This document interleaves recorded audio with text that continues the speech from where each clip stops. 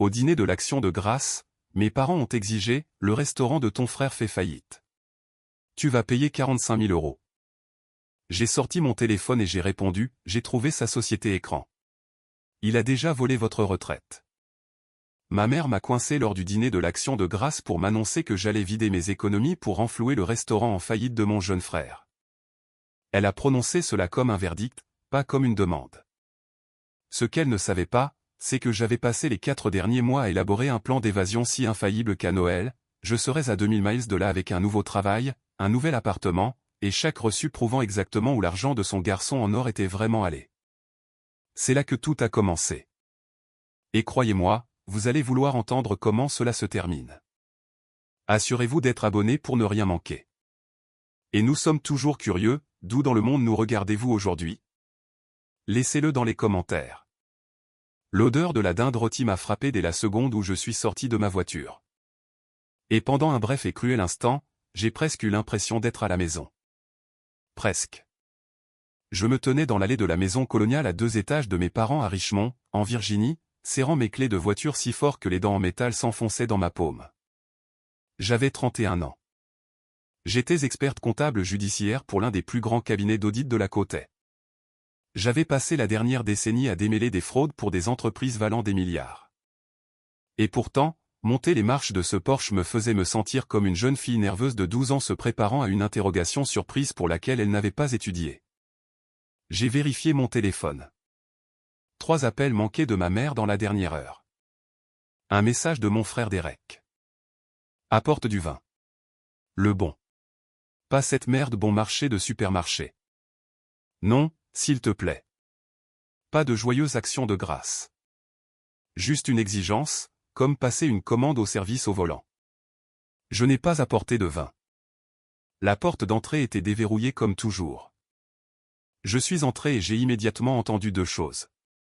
Le vacarme d'un match de football américain venant du salon et la voix de ma mère s'élevant de la cuisine avec ce ton vif et autoritaire qu'elle réservait pour orchestrer les événements et les gens. Claire, c'est toi. Tu es en retard. Viens mettre la table dans la salle à manger. Ton frère est ici depuis midi pour m'aider à cuisiner. M'aider? C'est ça. J'ai dépassé le salon où mon père Richard était enfoncé dans son fauteuil inclinable, un verre de bourbon reposant sur son ventre. Il l'a levé légèrement en guise de salutation sans quitter l'écran des yeux. Derek était à côté de lui sur le canapé, faisant défiler l'écran de son téléphone, portant un pull en cachemire qui coûtait probablement plus cher que ma facture d'électricité mensuelle. Et, Frangine, a dit Derek, en levant à peine les yeux. Tu as l'air fatigué. Semaine difficile? J'ai eu une pneumonie bronchique il y a 3 semaines, Derek. Je te l'ai dit au téléphone. Oh, ouais. Tu as l'air d'aller bien maintenant, cependant. Je n'avais pas l'air d'aller bien. Ma voix était encore rauque, et je crachais des mucosités tous les matins depuis 2 semaines.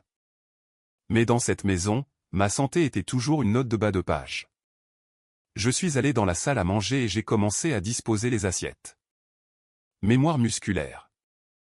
Je mettais cette table depuis l'âge de 8 ans. Ma mère, Patricia, a fait irruption, portant un plat à gratin.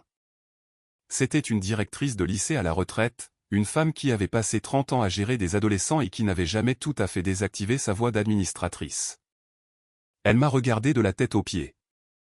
Tu n'aurais pas pu porter quelque chose de plus joli? C'est l'Action de grâce, Claire. Pas un mardi. C'est un chemisier et un pantalon, maman. Derek porte un pull. Derek n'a pas de vrai travail, ai-je marmonné, mais assez doucement pour qu'elle ne l'entende pas. Ou peut-être qu'elle l'avait entendu et avait simplement choisi de l'ignorer, de la même manière qu'elle ignorait tout ce qui était dérangeant au sujet de son plus jeune enfant. Nous nous sommes assis. Dinde, purée de pommes de terre, haricots verts, sauce au canneberge en conserve parce que maman insistait sur le fait que c'était la tradition. Pendant environ 4 minutes, ce fut presque paisible. Puis mon père s'est raclé la gorge de cette manière délibérée qui signifiait qu'un discours allait arriver. Alors a-t-il commencé, en posant sa fourchette. Nous devons avoir une discussion de famille. Mon estomac s'est noué. Je les ai regardés tous les 3. Papa fixait son assiette. Maman repliait sa serviette avec une précision chirurgicale. Derek était penché en arrière sur sa chaise avec un regard que je connaissais bien. J'ai reconnu l'expression de quelqu'un qui connaissait déjà la chute de la blague. « Que se passe-t-il » ai-je demandé. « Il s'agit du restaurant » a dit maman, croisant ses mains sur la table comme si elle présidait une réunion du conseil d'administration. Provision. Provision était le concept de la ferme à la table de Derek dans le quartier de The Fan District. Il l'avait ouvert il y a 14 mois avec une combinaison d'un prêt pour petites entreprises, d'une grande partie des économies de retraite de nos parents, et de ce que j'ai calculé plus tard comme étant environ 40 000 € de dettes de cartes de crédit réparties sur 6 cartes différentes. Je savais cela parce que j'étais experte comptable judiciaire. Les chiffres étaient littéralement mon travail. Mais personne dans cette famille ne m'avait jamais demandé de regarder les comptes. « Qu'est-ce qu'il y a avec ça » ai-je demandé, bien que je pressentais déjà la forme de ce qui allait arriver. « Il a des difficultés » a dit papa, ce qui était l'euphémisme de la décennie. J'étais passé devant Provision il y a 2 semaines, un mardi soir. La salle à manger était vide. L'hôtesse était sur son téléphone. Le tableau des spécialités affichait encore un menu d'été. Des difficultés comment, ai-je insisté. L'économie, a dit Derek, agitant vaguement la main comme si les forces macroéconomiques étaient un modèle météorologique qu'on ne pouvait pas s'attendre à ce qu'ils prédisent. Les gens ne mangent plus au restaurant comme avant. De plus, mon sous-chef a démissionné et j'ai dû embaucher un remplaçant à un tarif plus élevé. Les coûts de la nourriture sont fous en ce moment. Le bœuf seul a augmenté d'environ 40%. Le bœuf a augmenté de 11%, ai-je corrigé automatiquement. J'ai audité une entreprise de distribution alimentaire le trimestre dernier. Peu importe, a dit Derek. Le fait est que je suis en retard sur certains paiements. Certains paiements, a répété maman, sa voix tombant dans ce registre doux et conspirateur qu'elle utilisait quand elle voulait faire passer les problèmes de Derek pour des catastrophes naturelles plutôt que des choix. Il est en retard sur le bail. 3 mois. Le propriétaire a émis un avis final. Combien, ai-je demandé. Le bail est de 500 € par mois, a dit Derek. Donc, avec les loyers en retard, les frais de retard et le mois prochain dû, il faut environ 40 000 € pour se mettre à jour. 40 000 €. Il a dit cela de la même manière que quelqu'un pourrait dire « passe-moi le sel ». Et le prêt, ai-je demandé. C'est séparé. Je gère ça. Vraiment, Claire ? La voix de maman est devenue plus tranchante. N'interroge pas ton frère. Il subit déjà assez de stress. Je pose des questions financières de base, maman. Ce n'est pas un interrogatoire. Le point, a interrompu papa, serrant son verre de bourbon, et que Derek a besoin d'aide. De la vraie aide, pas de conseils, pas de leçons. De l'argent. Et vous voulez que je le fournisse, ai-je dit. Ce n'était pas une question. Le silence l'a confirmé. Nous avons examiné notre situation, a dit maman. Et j'ai remarqué qu'elle avait un morceau de papier plié à côté de son assiette. Elle avait préparé des notes. Ton père et moi avons déjà investi 60 000 € de notre retraite dans le restaurant.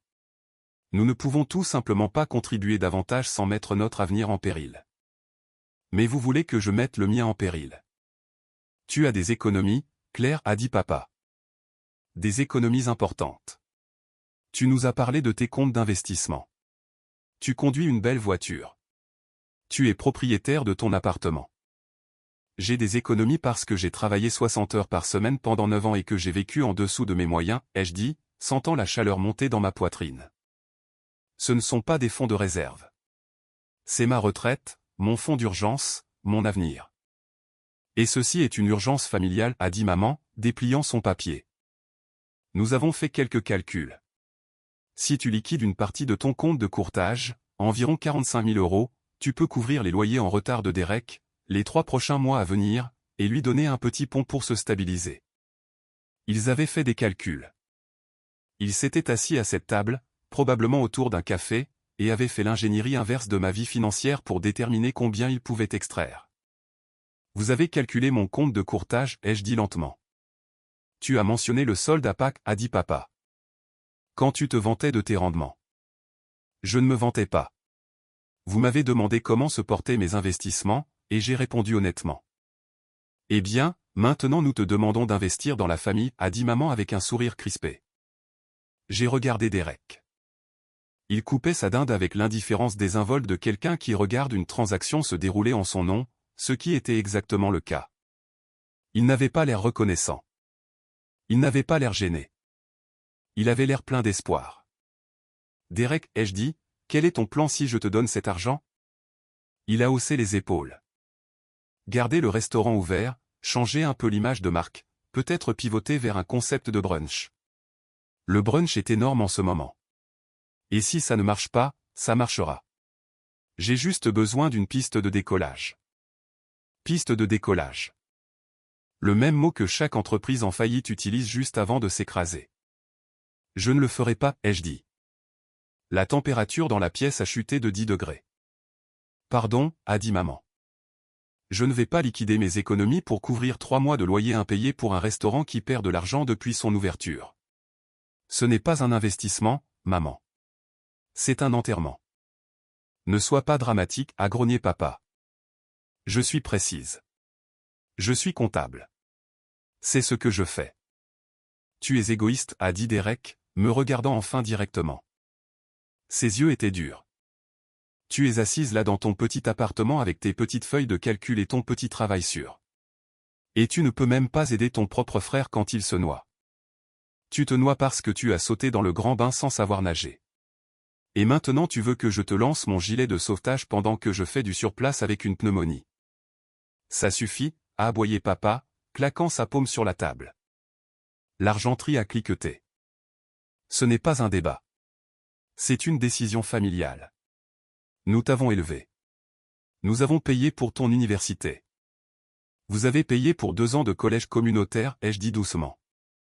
J'ai été transféré à l'université du Commonwealth de Virginie avec une bourse d'études et j'ai occupé 2 emplois pour couvrir le reste. J'ai les relevés de prêts étudiants pour le prouver. Nous avons fait des sacrifices pour toi, a dit maman, des larmes commençant à se former. Des larmes de performance. J'avais vu ce spectacle une centaine de fois. Et maintenant, quand nous demandons une petite chose. 45 000 € n'est pas une petite chose.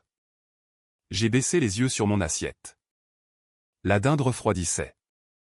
La sauce au canneberge reposait dans son cylindre gélifié, intact. Mes mains tremblaient sous la table, mais j'ai gardé un visage neutre. 9 années à maintenir mon sang-froid lors de dépositions pour fraude m'avaient donné un masque qu'il ne pouvait pas briser. Voici ce qu'il ne savait pas. Il y a 4 mois, j'avais été approché par le bureau de Chicago de mon entreprise avec une offre pour diriger leur division d'enquête judiciaire. C'était une promotion massive, une augmentation de 40 000 €, un forfait de relocalisation complet, un bureau d'angle surplombant la rivière. J'avais dit oui il y a 3 semaines. Mon appartement était déjà mis en vente par l'intermédiaire d'un agent immobilier. La signature était prévue pour le 15 décembre. J'avais réservé un vol aller simple pour l'aéroport international OR pour le 20 décembre. Je ne leur avais rien dit de tout cela, pas un mot, car j'avais appris, grâce à des années d'expérience douloureuse, que raconter mes plans à cette famille revenait à leur remettre une carte de mes vulnérabilités. Et voici ce qu'ils ne savaient pas non plus. Il y a 2 mois, quelque chose concernant les chiffres du restaurant de Derek m'avait tracassé. Pas l'échec lui-même. Les restaurants font faillite tout le temps, mais la rapidité de la chose. Il avait ouvert avec 180 000 € de capital. Même avec des coûts de nourriture élevés et un mauvais emplacement, ce genre d'argent aurait dû durer plus longtemps que 14 mois. Alors, j'ai fait ce que je fais dans la vie. J'ai consulté les registres publics, les dossiers d'entreprise, les bases de données de fournisseurs. J'ai trouvé des incohérences. Pas le genre qui signifiait de la malchance, le genre qui signifiait une fraude. Mais je n'étais pas prête à jouer cette carte. Pas encore. Je dois y réfléchir, ai-je dit en me levant. Je rentre chez moi. Y réfléchir? Derek a ri amèrement. J'ai besoin d'une réponse d'ici lundi. Le propriétaire dépose les papiers d'expulsion. Alors je suppose que tu as intérêt à avoir un plan de secours, ai-je dit en attrapant mon manteau dans le couloir. Claire. La voix de mon père m'a arrêté à la porte. Elle était basse, chargée. Si tu sors d'ici sans t'engager à aider ton frère, ne te donne pas la peine de revenir pour Noël. Je l'ai regardé. L'homme qui m'avait appris à faire du vélo. L'homme qui avait manqué ma remise de diplôme universitaire parce que Derek avait besoin qu'on le conduise à un entretien d'embauche auquel il ne s'est même pas présenté. C'est noté, ai-je dit, et je suis parti. Je suis resté assise dans ma voiture pendant 10 minutes avant de pouvoir conduire. Mes mains tremblaient, ma poitrine était serrée, et pas seulement à cause de la pneumonie résiduelle. J'ai sorti mon téléphone et ouvert le dossier que je constituais depuis 2 mois. Des relevés bancaires que j'avais obtenus grâce à des recherches publiques de privilèges, une liste de fournisseurs de provisions qui ne correspondait à aucun fournisseur alimentaire enregistré dans l'État. Une société à responsabilité limitée enregistrée au nom de Derek dont je ne l'avais jamais entendu parler, appelée Blue Meridian Holdings, avec une boîte postale dans le Delaware. J'avais eu raison. Quelque chose n'allait pas du tout avec ce restaurant. Les 3 semaines suivantes furent un tourbillon d'emballage, de paperasse, de clôture et d'enquête. Je faisais mon travail de jour, j'emballais mes affaires le soir et je passais mes week-ends à tracer l'argent. Tous les 2 ou 3 jours, mon téléphone s'allumait avec des messages. Maman, as-tu pris une décision? Derek est hors de lui. Papa, ton frère a besoin de toi. Arrête d'être têtu. Derek, fais-moi juste un virement bancaire. Je te rembourserai. Allez, Claire. Je n'ai répondu à aucun d'entre eux. Non pas parce que j'étais cruel, mais parce que chaque réponse était un levier de négociation qu'ils utiliseraient contre moi. Le silence était la seule stratégie qui fonctionnait. À la 2e semaine de décembre, j'avais une image complète. Provision ne faisait pas que faillir. C'était une couverture. Derek avait gonflé les factures des fournisseurs, créé de faux bons de commande provenant de sociétés écrans qu'il contrôlait via Blue Meridian Holdings, et siphonné l'argent du restaurant depuis le 3e mois. Sur les 180 000 € de capital de départ, environ 110 000 € avaient été canalisés vers ses comptes personnels par le biais de paiements frauduleux de fournisseurs. Le restaurant n'avait jamais été censé réussir.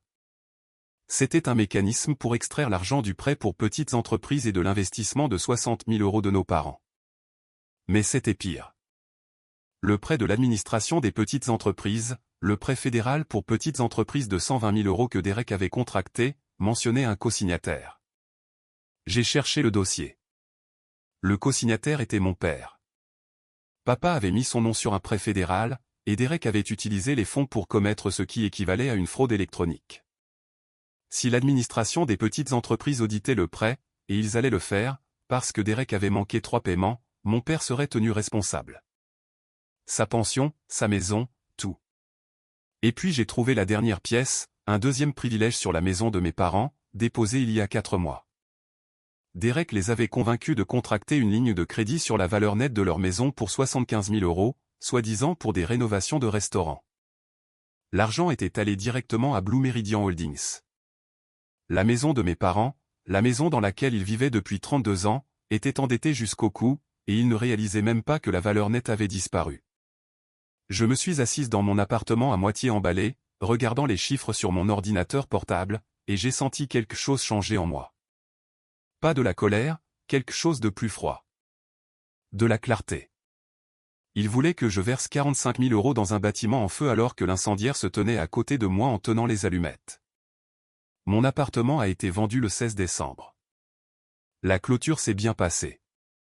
J'ai placé les capitaux propres, un peu plus de 90 000 €, dans un compte en fiducie que l'avocat spécialisé en succession de mon entreprise m'a aidé à créer. Intouchable, propre. Je n'ai pas pris l'avion pour Chicago le 20 décembre.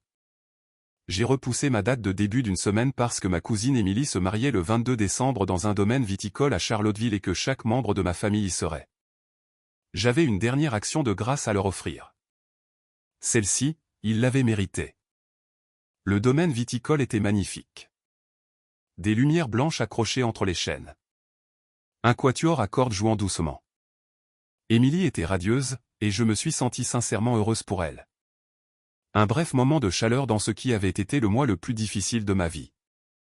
Je portais une robe bleu marine que j'avais achetée à Chicago lors de ma visite d'appartement. J'avais l'air reposé. J'avais l'air en bonne santé. La pneumonie avait enfin disparu. Étage 3 semaines sans répondre aux appels de ma famille avait fait plus pour mon taux de cortisol que n'importe quel médicament. Je les ai repérés à une table près de la piste de danse. Papa portait un costume qui ne lui allait plus tout à fait. Maman portait une robe lavande, s'agrippant à son verre de vin comme à une bouée de sauvetage. Derek portait un blazer ajusté, riant avec un groupe d'amis d'Emily, tenant un cocktail, jouant de son charme comme il le faisait toujours en public. J'ai d'abord fait le tour, j'ai serré Emily dans mes bras, j'ai félicité le marié, j'ai discuté avec des tantes et des oncles. Je pouvais sentir les yeux de ma famille me suivre à travers la pièce comme des missiles à tête chercheuse. Je les ai laissés attendre. Il a fallu 20 minutes pour que Derek s'approche de moi. Il m'a trouvé au bar en train de commander une eau pétillante. « Alors, tu es en vie » a-t-il dit, s'appuyant contre le comptoir avec une désinvolture étudiée. « C'est gentil de ta part de faire le mort pendant un mois. » J'étais occupé à déménager. « Déménager ?» Il a froncé les sourcils. « Déménager où ? » ? Chicago. J'ai accepté une promotion. Je suis parti la semaine dernière. J'ai siroté mon eau. L'appartement a été vendu. Son visage est passé par 3 expressions en succession rapide. La confusion, le calcul, et puis quelque chose proche de la panique. « Tu as vendu l'appartement » a-t-il dit lentement. « Donc, tu as de l'argent liquide ? » J'ai des capitaux propres dans un compte en fiducie qui sont réservés pour ma relocalisation et ma retraite, ai-je dit. Ils ne sont pas accessibles. Les fiducies peuvent être brisées, a-t-il dit, sa voix baissant. Claire, je suis dans de graves problèmes. Le propriétaire a déposé l'avis d'expulsion. Le prêt est en défaut de paiement. Si tu ne trouves pas l'argent d'ici janvier, l'administration des petites entreprises va entamer des procédures de recouvrement contre toi et papa, ai-je dit calmement. Puisqu'il a co-signé. La mâchoire de Derek s'est crispée. Comment sais-tu cela ? Je suis experte comptable judiciaire, Derek. Découvrir des informations financières est littéralement toute ma carrière. Écoute, il s'est approché, baissant la voix. Je sais que tu es en colère. Je sais que l'histoire de l'action de grâce a été mal gérée, mais c'est réel. Si l'administration des petites entreprises s'en prend à papa, il pourrait prendre la maison. La maison qui a déjà un privilège de ligne de crédit de 75 000 € dessus, ai-je demandé. Celle que tu as acheminée via Blue Meridian Holdings ? Le sang s'est retiré de son visage si vite que j'ai cru qu'il allait s'évanouir. Il a posé son cocktail sur le bar d'une main tremblante. Qu'est-ce que tu viens de dire ? Blue Meridian Holdings, société à responsabilité limitée du Delaware, enregistrée au nom de Derek Whitfield. Tu veux le numéro d'identification de l'employeur ? Je l'ai mémorisé. Tu as enquêté sur moi. J'ai fait mon travail. J'enquête sur les fraudes et la tienne était bâclée. Il a attrapé mon bras. Sa poigne était forte. Écoute-moi. Tu ne sais pas de quoi tu parles. C'était des transactions commerciales légitimes. J'ai dégagé mon bras. De fausses factures de fournisseurs ne sont pas des transactions commerciales légitimes. Siphonner 110 000 € à travers des sociétés écrans n'est pas une stratégie commerciale. C'est un détournement de fonds. Et le prêt de l'administration des petites entreprises. C'est fédéral. Ce n'est pas une affaire civile, Derek. C'est la prison. Baisse la voix, a-t-il sifflé, ses yeux parcourant la réception. Je n'ai pas élevé la voix une seule fois, ai-je dit. Tu devrais être plus inquiet au sujet des personnes qui le feront. Il a reculé, le visage déformé.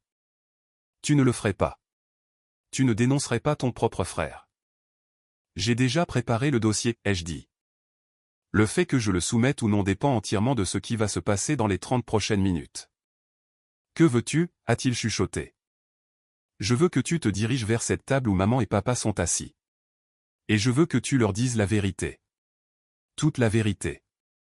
Les faux fournisseurs, la société écran, la ligne de crédit, le fait que leur maison est endettée et que l'administration des petites entreprises est sur le point de venir frapper à leur porte.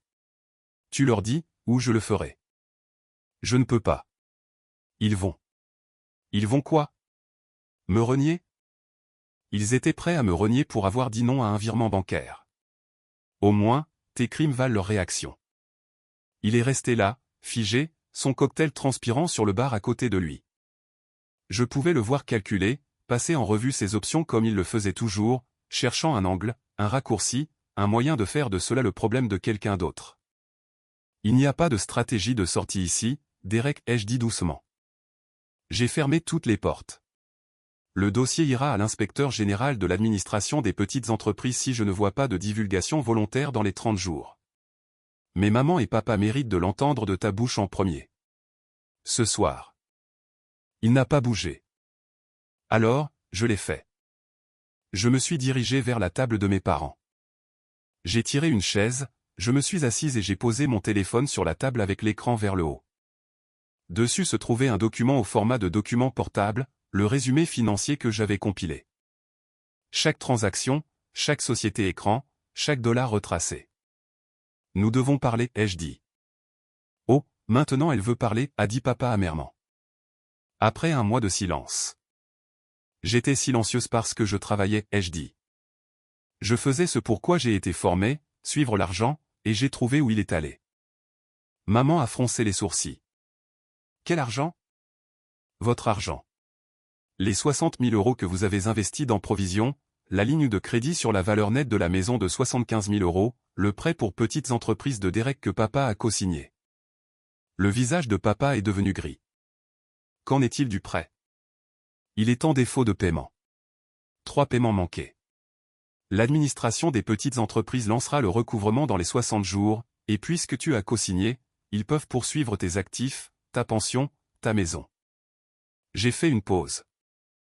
Ou ce qu'il en reste après la ligne de crédit. La ligne de crédit était pour le restaurant, a dit maman, mais sa voix tremblait déjà. Derek a dit que c'était pour l'aménagement d'une nouvelle cuisine. Il n'y a pas eu d'aménagement de cuisine, ai-je dit. J'ai tourné mon téléphone vers eux.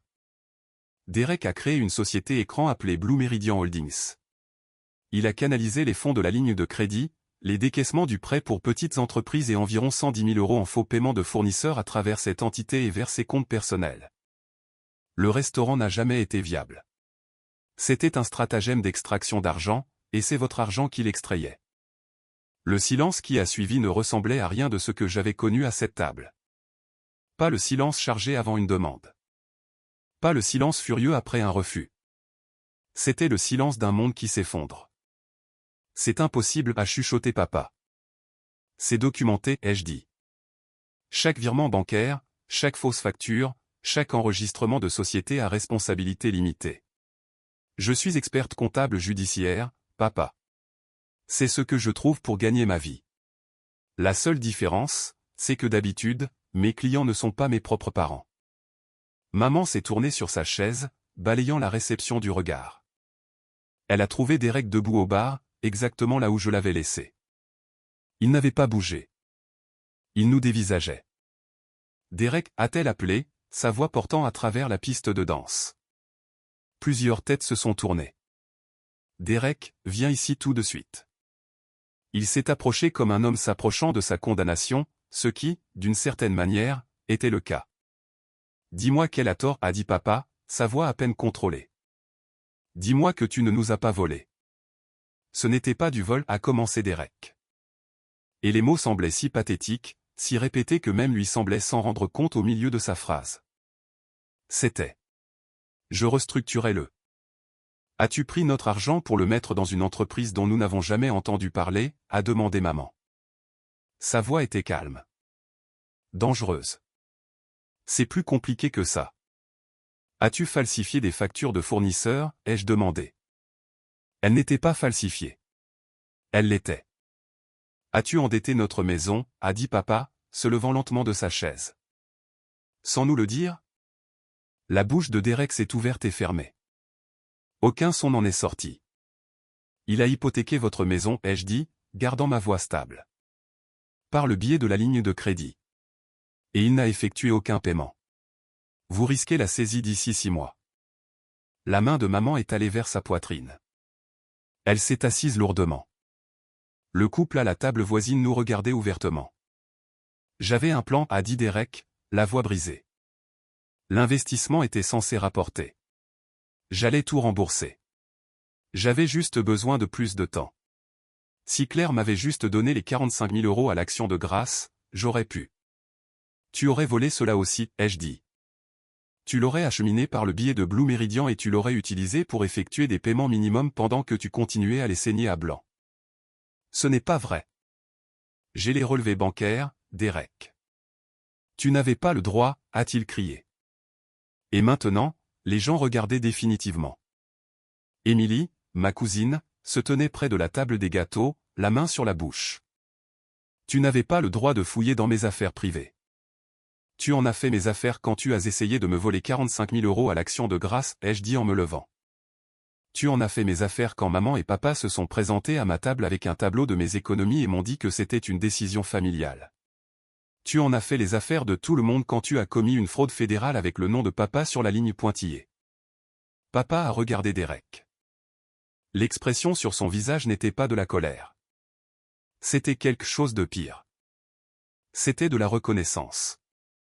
Comme s'il voyait son fils clairement pour la première fois en 30 ans. Nous t'avons tout donné, a dit papa doucement. Chaque avantage, chaque dollar, chaque seconde chance, et tu nous as volé. J'essayais de faire quelque chose de ma vie, a dit Derek. Mais la performance s'était effondrée. Sa voix était petite. Ses épaules étaient voûtées. Le blazer n'avait plus l'air si élégant. Tu essayais de devenir riche sans travailler, ai-je dit. Et quand ça a échoué, tu as essayé de t'enrichir sur mon dos. Alors et maintenant, a demandé maman, me regardant avec des yeux rougis. Que se passe-t-il maintenant, Claire? Ce qui se passe maintenant, c'est que Derek a 30 jours pour faire une divulgation volontaire à l'administration des petites entreprises, ai-je dit. S'il coopère, il y a une voie vers un remboursement structuré et potentiellement des pénalités réduites. S'il ne le fait pas, le dossier va à l'inspecteur général et l'unité des crimes financiers du Bureau fédéral d'investigation s'en mêle. Bureau fédéral d'investigation? Derek est devenu blanc. La fraude aux prêts fédéraux est un crime fédéral, ai-je dit. Le signaler volontairement est le seul moyen de pression qu'il te reste. Et la maison, a demandé papa, la voix creuse. Vous avez besoin d'un avocat. Un vrai, pas n'importe quel conseil trouvé sur Internet que Derek a suivi. La ligne de crédit est un désastre. Mais si vous pouvez prouver que vous avez été trompé sur le but des fonds, il peut y avoir des options. J'ai préparé une liste d'avocats spécialisés dans les abus financiers envers les personnes âgées dans la région de Richmond. Je vous l'enverrai par courrier électronique ce soir. Abus financiers envers les personnes âgées, a répété maman, et tout le poids de ces mots a semblé s'abattre sur elle comme un coup physique. Elle a regardé Derek, son garçon en or, son plus jeune, celui qu'elle avait défendu à chaque instant. Tu as abusé de nous? Maman, c'est un terme juridique. Ça ne veut pas dire. Ça veut dire exactement ce que ça veut dire, ai-je dit. Tu as manipulé tes parents pour qu'ils signent des documents financiers sous de faux prétextes. C'est la définition. J'ai pris mon téléphone et ma pochette. J'avais dit tout ce que j'étais venu dire. Claire, attends. Papa a tendu la main et a attrapé la mienne. Sa poigne était faible. Il avait l'air vieux, plus vieux que je ne l'avais jamais vu. Je te dois des excuses. Ce que nous avons fait à l'Action de grâce. Les choses que j'ai dites. Tu m'as dit de ne pas revenir pour Noël, ai-je dit doucement. Alors je ne l'ai pas fait. Mais je suis venu ici ce soir parce que vous méritiez la vérité. Pas de la part d'un auditeur du gouvernement. De la part de votre fille. Peux-tu nous aider, a chuchoté maman. Pas avec de l'argent. Juste nous aider à comprendre quoi faire. La liste d'avocats est un début, ai-je dit. Et maman, change chaque mot de passe de chaque compte financier que tu as ce soir. Derek ne devrait avoir accès à rien. Je me suis retourné et je me suis éloigné. Je pouvais entendre la voix de Derek s'élever derrière moi, les sanglots de maman, le murmure bas et brisé de papa. Je n'ai pas regardé en arrière. J'ai dépassé le quatuor à cordes, dépassé les lumières blanches, dépassé Émilie, qui a attrapé mon bras et a chuchoté, ça va. J'ai hoché la tête et j'ai continué à marcher. Je suis resté assise dans ma voiture de location sur le parking pendant un long moment. L'air de décembre était vif et froid. Ma respiration embuait le pare-brise. J'ai attendu que la culpabilité arrive. Elle n'est pas arrivée. Ce qui est arrivé à la place, c'est un épuisement si profond qu'il semblait géologique. Des couches et des couches de fatigue qui avaient été compressées pendant des décennies. J'ai conduit jusqu'à l'hôtel. J'ai dormi pendant 11 heures d'affilée. 2 mois plus tard, j'ai reçu un appel de ma cousine Émilie. Derek avait fait la divulgation volontaire, principalement parce que l'alternative était une inculpation fédérale. L'administration des petites entreprises a accepté un remboursement structuré lié à la liquidation de ses actifs, ce qui n'était pas beaucoup. Le restaurant a été fermé. La société Blue Meridian Holdings a été dissoute. Derek faisait face à un procès civil pour fraude de la part de l'administration des petites entreprises et à un procès séparé d'un créancier privé. Pas de peine de prison, mais son crédit a été détruit et aucune banque en Amérique ne lui prêterait $1 pour le reste de sa vie naturelle. Mes parents ont engagé l'un des avocats que j'avais recommandé. Ils ont pu prouver qu'ils avaient été trompés au sujet de la ligne de crédit, ce qui leur a donné le droit de contester le privilège. Le processus a été lent et coûteux, mais la maison a été sauvée, de justesse. Ils ont dû vendre la voiture de maman et la plupart des meubles pour couvrir les frais de justice. Papa est retourné travailler à temps partiel comme consultant pour une entreprise de construction locale. Maman a commencé à donner des cours particuliers aux enfants du quartier pour un revenu supplémentaire. Ils ont reçu une leçon d'humilité. Avait-il changé? Je ne pouvais pas encore le dire. Derek a emménagé dans un studio du côté sud de Richmond. Emily m'a dit qu'il faisait des livraisons pour un service de kits de repas et travaillait de nuit dans un entrepôt. Plus de pulls en cachemire, plus de cocktails au mariage. La marque, quelle qu'elle fût censée être, était finie. Quant à moi, Chicago en hiver est brutal. Le vent du lac Michigan pouvait transpercer une parka comme si elle n'était pas là. Mon appartement était petit, la moitié de la taille de mon appartement de Richmond, mais il avait une vue sur la rivière et un silence qui semblait sacré. J'ai commencé une thérapie en janvier. Mon thérapeute a dit que j'avais fonctionné en mode survie pendant si longtemps que mon système nerveux ne savait pas comment se relâcher. Nous y travaillions. Dimanche dernier, je me suis réveillé tard. J'ai préparé une cafetière de bon café, le genre cher que je me sentais coupable d'acheter auparavant. Je me suis assise à la table de ma cuisine et j'ai regardé la lumière se déplacer sur le sol. Mon téléphone était silencieux. Pas d'exigence, pas de calcul de ma valeur nette, pas de performance de crise conçue pour forcer l'ouverture de mon portefeuille. J'ai pensé à l'action de grâce. J'ai pensé à papa disant, la famille est de la famille. Il n'avait pas tort. D'une certaine manière, je les avais aidés. Je les avais aidés à voir ce qu'ils avaient refusé de regarder pendant 30 ans. Je les avais aidés à trouver la vérité enfouie sous une montagne de favoritisme et de déni. Et pour la première fois de ma vie d'adulte, je m'étais aidé moi-même en premier. J'ai pris une longue gorgée de café. Il était chaud, fort, et exactement comme je l'aimais. Dehors, la ville bourdonnait et s'agitait. Des millions de personnes construisant les vies qu'elles avaient choisies plutôt que les vies qui leur avaient été assignées. J'étais enfin l'une d'entre elles.